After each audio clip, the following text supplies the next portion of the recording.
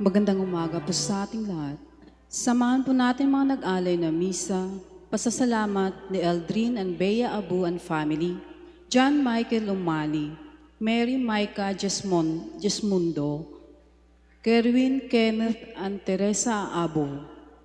Sa mga nagdiriwang ng kaarawan na sina Eliana Abu, Lovely Ann M. Castillo, Marina Caraos, Jonathan Hans Solis, sa mga natatanging kahilingan na Marilina Luna, John August Vianey Gese, Leo and Mariel Di Mapasok, Mark Menard Reyes, Annalisa Padua, Julius Cesar Haplos.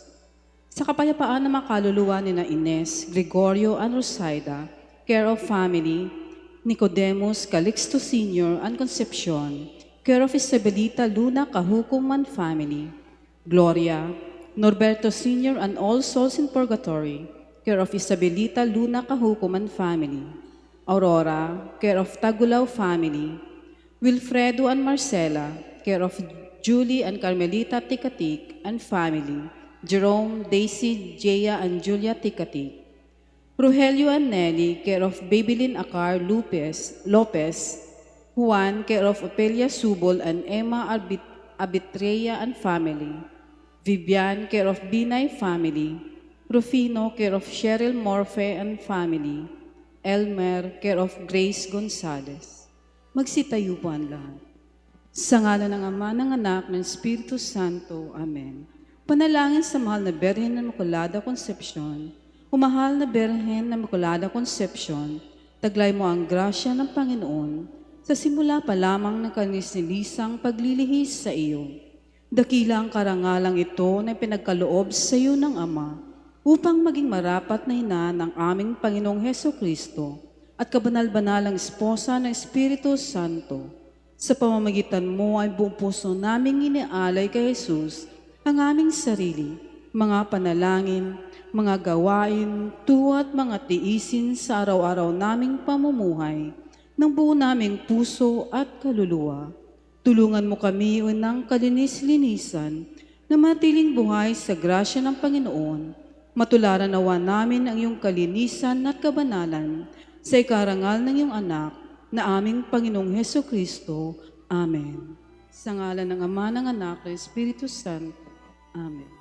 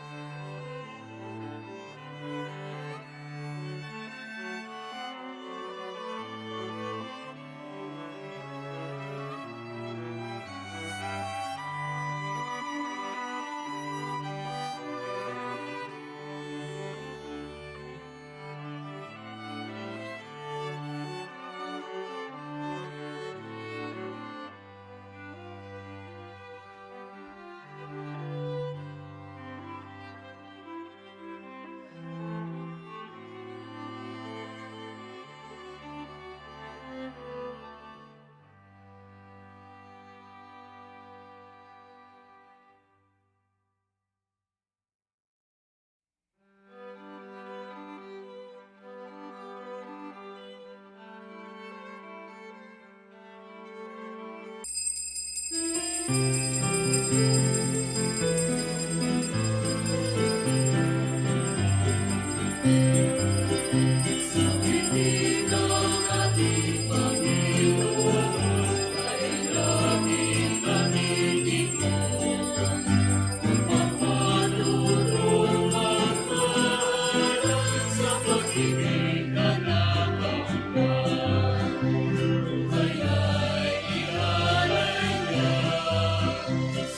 dakilang Diyos Ama, upang ating ang makamtan, buhay na walang hanggan.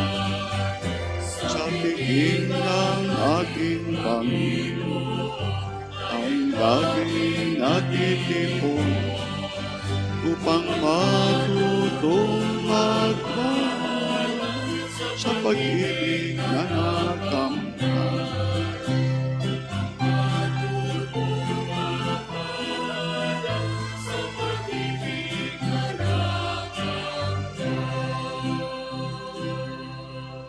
Sa ngalan ng Ama, ng Anak at ng Espiritu Santo, Amen. sumainyo ang Panginoon. At sumaiyo rin. Mga kapatid, sa araw nito ay ginugunita ang kapiestahan ni San Ezekiel Moreno, obispo ng simbahan. Itong si San Ezekiel Moreno ay pinanganak sa Alfaro ng La Rioja ng Espanya noong April 9, 1848. At siya ay kabilang sa orden ng Agustinian Recollect sa Navarra noong 1865. At siya inordenahang pari dito sa Maynila noong 1873. At siya ay naglingkod bilang misyonero dito sa ating bansang Pilipinas ng 15 taon. Sa katunayan, itong si San Ezekiel Moreno ay nadistino bilang kuraparoko ng parokya ng Santo Tomas, Batangas noong 1879. Kaya siya ay kinilalang pangalawang patron ng parokya.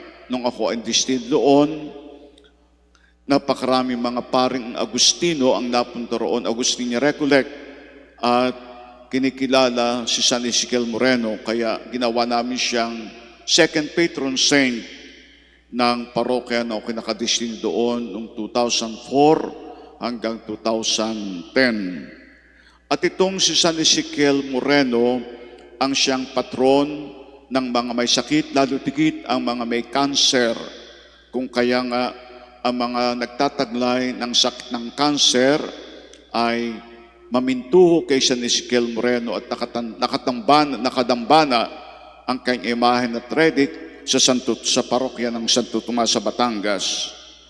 At siya ay na-beatify noong November 1, 1975 at naging santo noong October 11, 1992. At nitong kapulungan ng mga obispo ng Pilipinas sa kanilang 127 Plenary Council ay itinaas si San Ezekiel Moreno bilang nating obligatory memorial na ipagdiwang sa Pilipinas tuwing August 19. Kaya simula ngayong taong ito ay pinagdiriwang na si San Ezekiel Moreno dito sa ating bansang Pilipinas bilang pagunita, obligatory memorial. No? Na ibig sabihin, sa lahat ng mga misa, ang misa ay palaging sa karangalan ni San Ezekiel Moreno. Mga kapatid, itaas natin sa Diyos ang lahat ng ating mga pagsamo at kahilingan. Nagpapasalamat sa mga nagdiriwang sa araw na ito ng kanilang birthdays, anniversaries, wedding anniversaries, iba't ibang mahalagang okasyon sa kanilang buhay. Tanging kahilingan sa kapiesta ni San Ezekiel Moreno ng lahat ng mga may sakit na kanser ay gamutin, pagalingin ng Diyos sa kanyang pamamagitan o tulong at ang mga yumay makatagpo ng kaginhawahang walang hanggan at kapatawaran ng kasalanan. Aminin at pagsisihan ang lahat ng ating pagkukulang at kasalanan. Inaamin ko Sa makapangyarihan Diyos at sa inyo mga kapatid, na lubha akong nagkasala sa isip, sa salita at sa gawa, at sa aking pagkukulang. Kaya'y sinasamo ko sa mahal na Birhen Maria, sa lahat ng mga anghel at mga banal, at sa inyo mga kapatid, na ako'y panalangin sa Panginoong ating Diyos. Kawan tayong lahat ng mahapangyarihang Diyos, patawarin ang ating mga kasalanan at ay patubayan sa buhay na walang hanggan. Amen. Panginoon, kaawaan mo kami. Panginoon, kaawaan mo kami. Kristo, kaawaan mo kami. Kristo, kaawaan mo kami. Panginoon, kaawaan mo kami. Panginoon, kaawaan mo kami. Manalangin tayo. Ama naming makapangyarihan, hinirang mong mapabilang sa mga banal na tagapangasiwa si San Ezekiel Moreno na nag-aalab sa pag-ibig at pananalig na sa daigdig ang siyang nananaig. Ipagkaloob bilang tugon sa kanyang mga panalangin na maging dapat makasalo sa kanyang kalwalatian, kami mga nagpupunyaging manalig at umibig ayon sa kanyang pagkauliran sa pamamagitan ni Hesukristo kasama ng Espiritu Santo magpasawalang hanggan. Amen.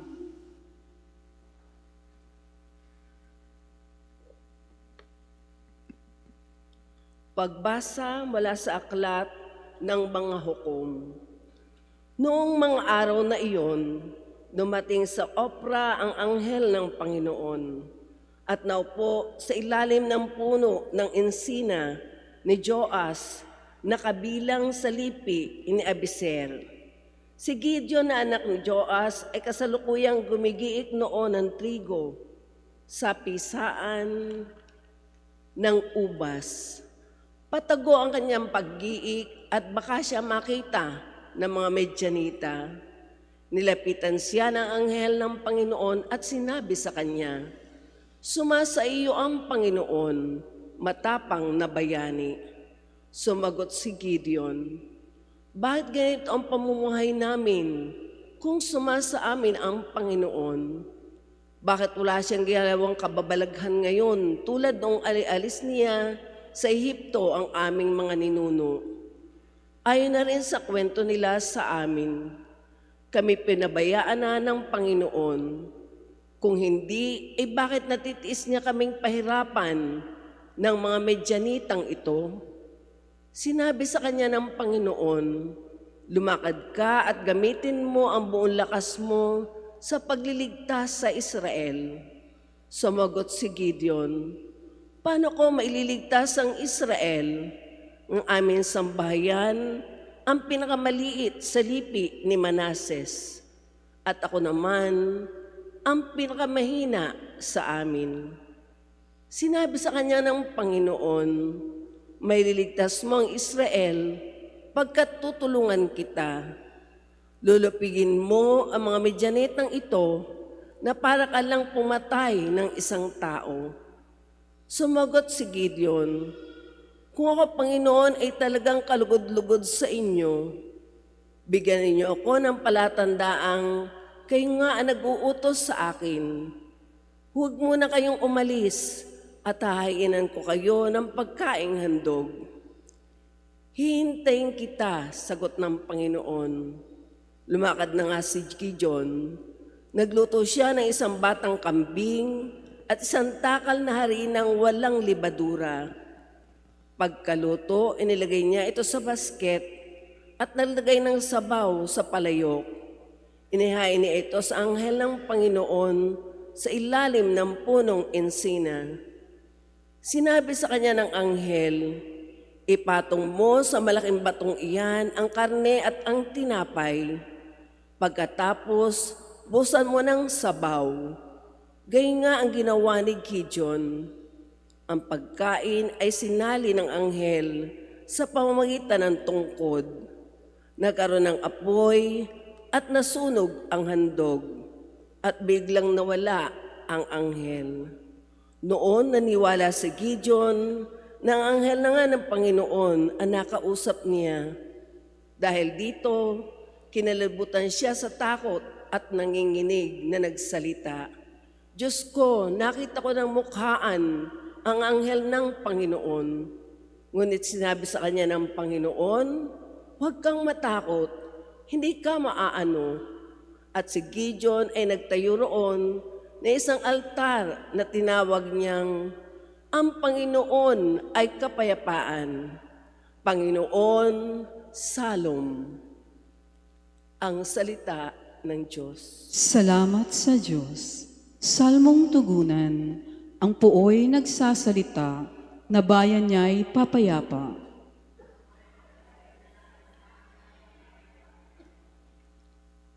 Aking naririnig magmula sa puon ang sinasalita. Sinasabi niyang ang mga lingkod niya'y magiging payapa.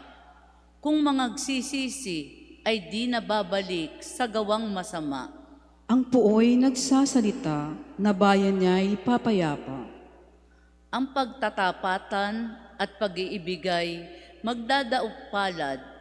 Ang kapayapaan at ang katwiray magsasamang ganap.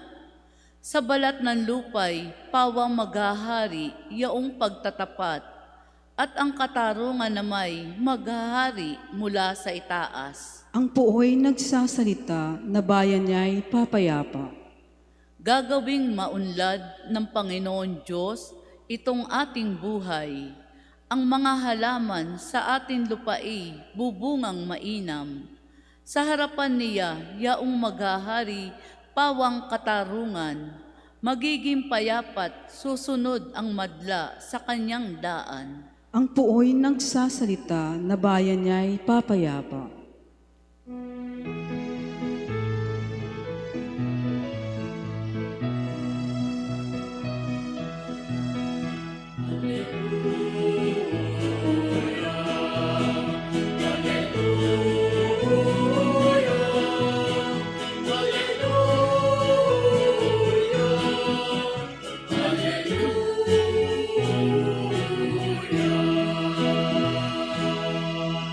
Sumainyo ang Panginoon. At sumaiyo rin. Ang mabuting balita ng Panginoon ayon kay San Mateo. Papuri sa iyo, Panginoon. Noong panahong iyon, sinabi ni Jesus sa kanyang mga alagad, sinasabi ko sa inyo, napakahirap mapabilang ang mayayaman sa mga pinaghaharian ng Diyos.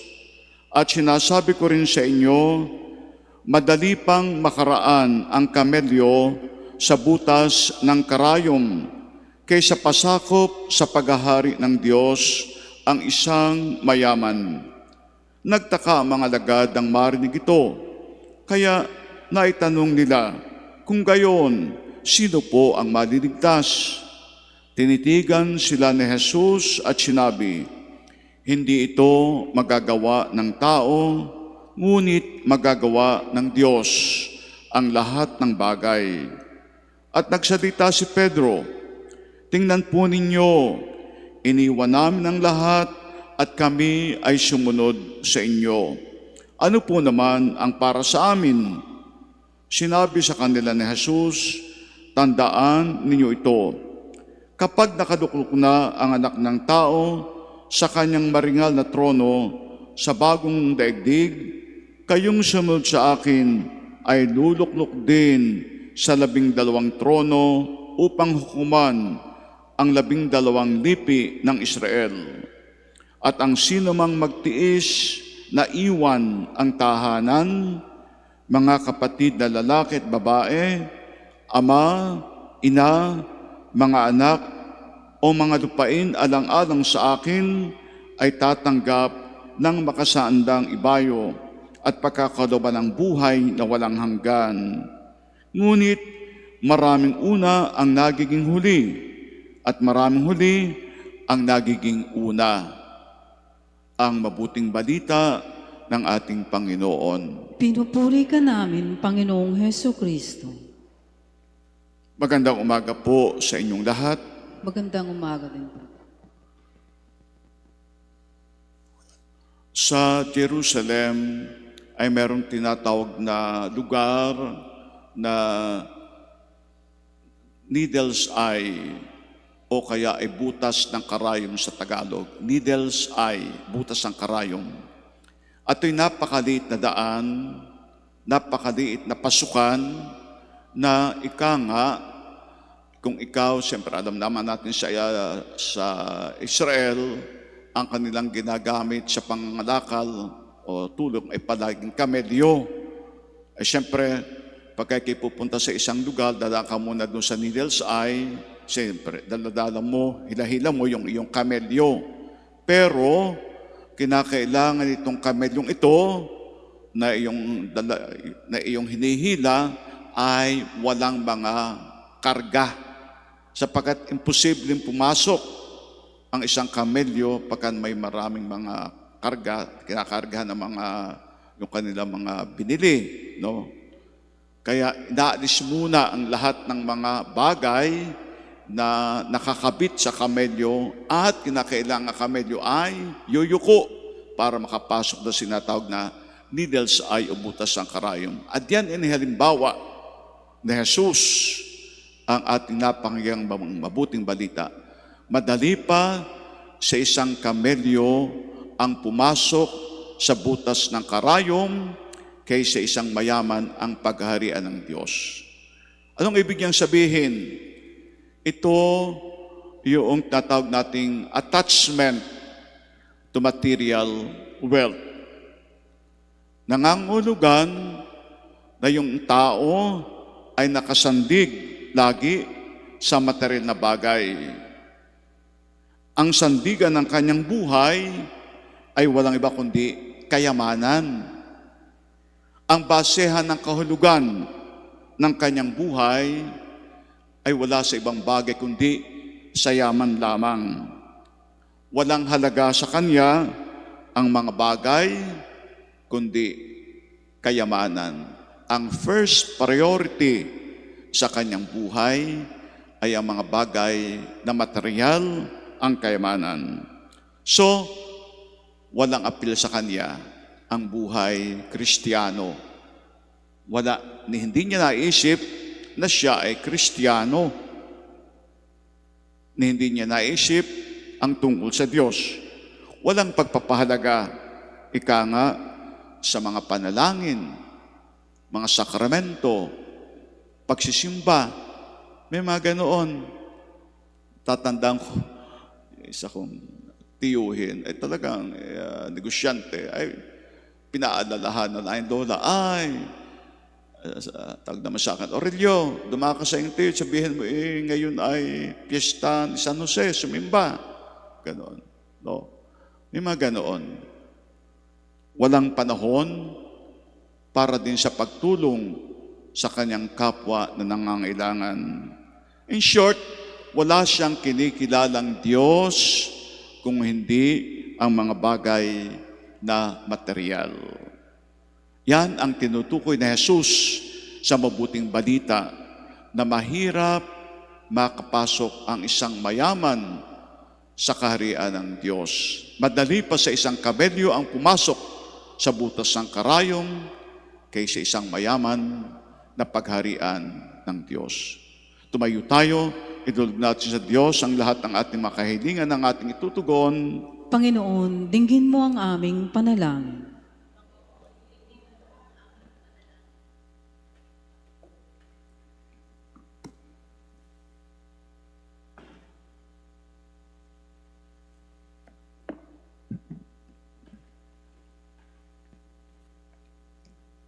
Ang simbahan naway magbigay saksi sa halaga ng makalangit na kaharian, manalangin tayo sa Panginoon. Panginoon, dinggin mo ang aming panalangin. Ang mauunlad na bansa naway magbahagi ng kanilang likas na yaman sa mga mahihirap na bansa at huwag nila silang pagsamantalahan. Manalangin tayo sa Panginoon. Panginoon, dinggin mo ang aming panalangin. Ang mga Kristiyanong namumuhay sa karangyaan naway maging matalino sa paggamit ng kanilang kayamanan ayon sa diwa ng pagkakabahabahagi at pagmamahal. Manalangin tayo sa Panginoon. Panginoon, dinggin mo ang aming panalangin. Sa mga matatanda, dukha at may sakit, naway maipakita natin ang ating pagkalinga at habag. Manalangin tayo sa Panginoon. Panginoon, dinggin mo ang aming panalangin. Ang mga yumao, naway makibahagi sa kayamanan ng kaharian ng Diyos. Manalangin tayo sa Panginoon. Panginoon, dinggin mo ang aming panalangin. Ang lahat ay tihiling namin sa pamamagitan ni Jesucristong kasama ng Espiritu Santo, magpa sa walang hanggan. Amen. Kapuri-puri ka, Diyos, amang lumikha sa sanglibutan, sa iyong kagandahang loob, narito ang aming may aalay. Mula sa lupa, bunga ng aming pagawang tinapay na ito, para maging pagkain nagbibigay buhay. Kapuri-puri ang poong may kapal, ngayon at kailanman.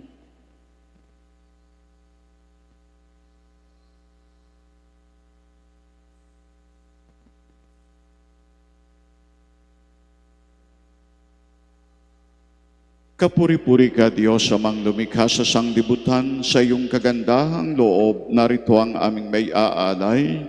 Mula sa katas ng ubas, bunga ng aming pagawa itong alak na ito, para maging iniming nagbibigay ng iyong Espiritu.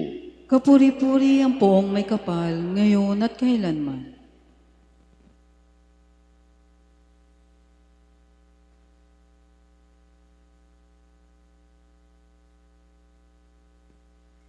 Manalangin kayo, mga kapatid, upang itong ating handog ay kung tanggapin ng Diyos amang makapangyarihan. Tanggapin nawa ng Panginoon itong paghahain sa iyong mga kamay, sa kapurihan niya at karangalan sa ating kapakinabangan at sa buong sambayan niyang Ama naming lumikha, tanggapin mo ang alay na ito, na ihahain naming gumugunita kay San Ezekiel Moreno, upang ang mga ito ay magdulot sa amin ng pakinabang sa iyong tulong na maasahan sa pamamagitan ni Jesucristo, kasama ng Espiritu Santo, magpasawalang hanggan. Amen. Sumainyo ang Panginoon. At sumayo rin. Itaas sa Diyos ang inyong puso at diwa. Itinaas na namin sa Panginoon. Pasalamatan natin ang Panginoong ating Diyos. Marapat na siya ay pasalamatan. Ama naming makapangyarihan, tunay ngang marapat na ikaw ay aming pasalamatan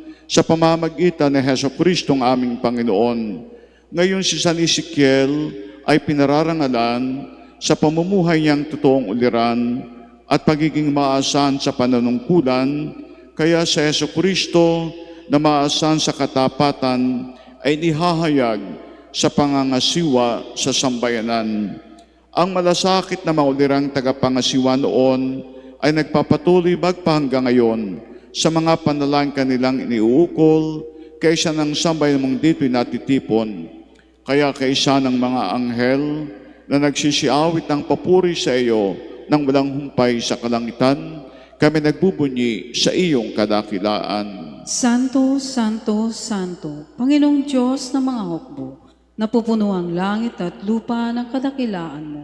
Husana sa kaitasan. Pinagpalang na paririto sa ngalan ng Panginoon.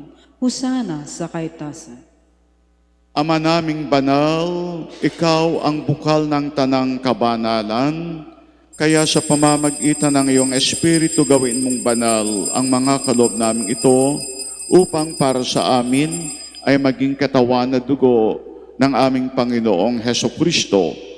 Bago niya pinagtiisang kusang loob na maging handog, hinawakan niya ang tinapay, pinasalamatan kaniya, pinaghati-hati niya iyon, inaabot sa kaniyang alagad at sinabi, tanggapin ninyong lahat ito at kanin, ito ang aking katawan na ihahandog para sa inyo.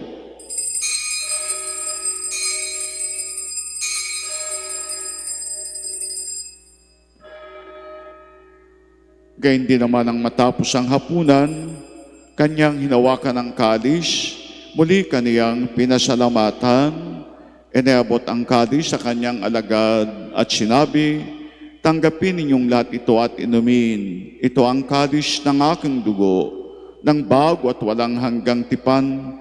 Ang aking dugo na ibubuhos para sa inyo at para sa lahat, sa kapagpapatawad ng mga kasalanan. Gawin ninyo ito sa pag-aalaala sa akin.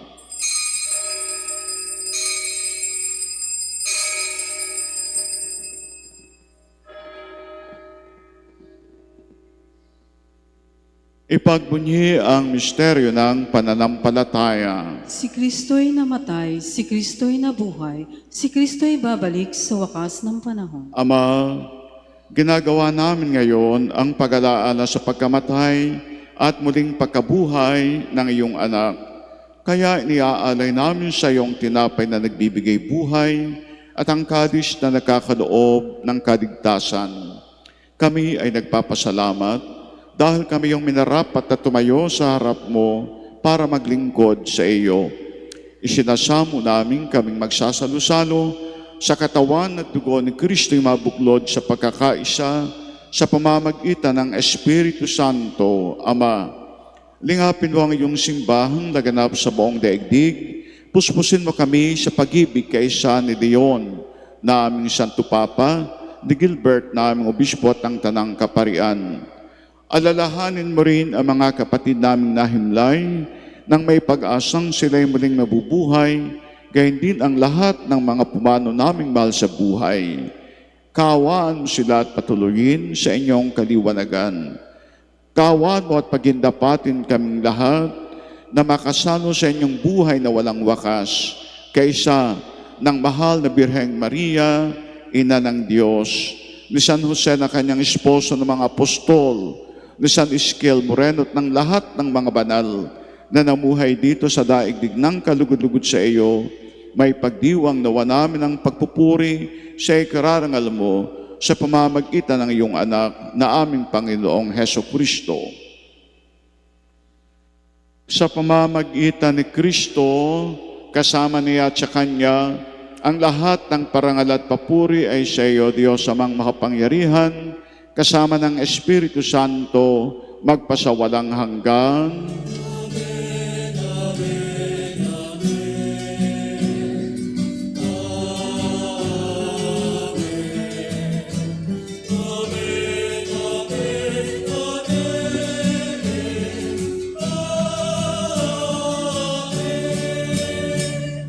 Sa tagubilid ng nakagagaling na utos sa turo na Jesus, sabay-sabay nating dasalin, Ama namin, Sumasalangit ka, sambahin ang ngalan mo, mapasa amin ng kaharian mo, sundin ang loob mo dito sa lupa para nang sa langit. Bigyan mo kami ngayon ng aming kakanin sa araw-araw, at patawarin mo kami sa aming mga sala, para nang pagpapatawad namin sa nagkakasala sa amin. At huwag mo kaming ipahintulot sa tukso, at iadya mo kami sa lahat ng masama. hinihiling namin kami adya sa lahat ng masama, pagkalooban ng kapayapaan araw-araw, iligtas sa kasalanan, ilayo sa lahat ng kapahamakan, samantalang aming pinananabikan ang dakilang araw ng pagpapahayag ng tagapagligtas naming si Heso Kristo. Sapagkat iyo ang kaharian at ang kapangyarihan at ang kapurihan, magpakailanman. Amen. Panginoong Heso Kristo, sinabi mo sa iyong mga apostol, kapayapaan ang iniiwan ko sa inyo, ang aking kapayapaan ang ibinibigay ko sa inyo. Tunghayan mo ang aming pananampalataya, huwag ang aming pagkakasala. Pagkalooban mo kami ng kapayapaan at pagkakaisa ayon sa iyong banal na kalooban, kasama ng Espiritu Santo, magpasawalang hanggan. Amen. Ang kapayapaan ng Panginoon ay laging sumainyo. At sumaiyo rin. Mga kapatid, magbigayan tayo at magbatian sa isa't isa ng kapayapaan. Kordero ng Diyos na nag-aalis ng mga kasalanan ng sanlibutan, maawa ka sa amin. Kordero ng Diyos na nag-aalis ng mga kasalanan ng sanlibutan, maawa ka sa amin. Kordero ng Diyos na nag-aalis na makasalanan ng sanlibutan, pagkaloob mo sa amin ang kapayapaan. Ito si Jesus, ang kordero ng Diyos, na nag-aalis ng mga kasalanan ng sanlibutan. Mapapalad ang inanyayahan sa kanyang kabanal-banalang piging, Panginoon. Hindi ako karapat-dapat magpatuloy sa iyo, ngunit sa isang salita mo lamang ay gagaling na ako.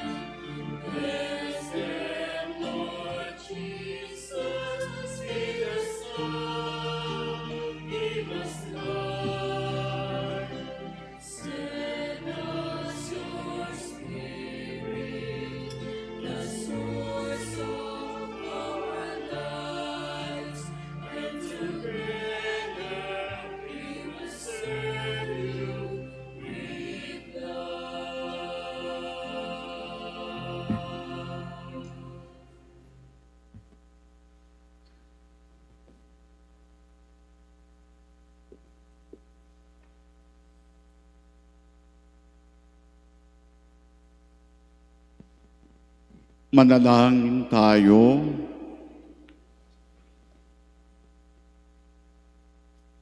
Ama naming mapagmahal, kaming sa katawan dugo ni Kristo ay nakapakinabang na aming dumadalang makamit ng tiyak na kaligtasan sa aming ginaganap ng buong katauhan sa tulong ni San Ezekiel Moreno, sa pamamagitan ni Jesucristo, kasama ng Espiritu Santo, magpasawalang hanggan. Amen. Magdasal tayo ng isang Ama namin na bagdang marinawalhati para sa lahat ng mga may sakit, lalo digit ang sakit na kanser, at ating idulog kay San Ezekiel Moreno. Sabay-sabay, Ama namin, sumasalangit ka, sambahin ang ngalan mo, mapasa amin ang kaharian mo, sundin ang loob mo dito sa lupa para nang sa langit.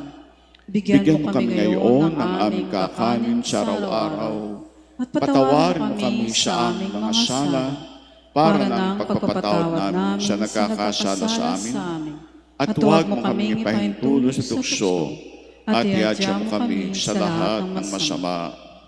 Aba, Ginoong Maria, napupuno ka ng grasya, ang Panginoong Diyos ay sumasa iyo. Bukod kang pinagpala sa babaeng lahat, pinagpala naman ang iyong anak na si Jesus. Santa Maria, Ina ng Diyos, Panalangin mo kami makasalanan, ngayon at kung kami mamamatay. Amen. Luwalhati sa Ama, sa Anak, at sa Espiritu Santo, Kapara noong una, ngayon at magpasawalang hanggan. Amen. San Ezekiel Moreno, Ipanalangin mo kami. Ako ay sa Carmel, nagre-retreat ngayon, tapos bukas ay Benedictine at hanggang Thursday.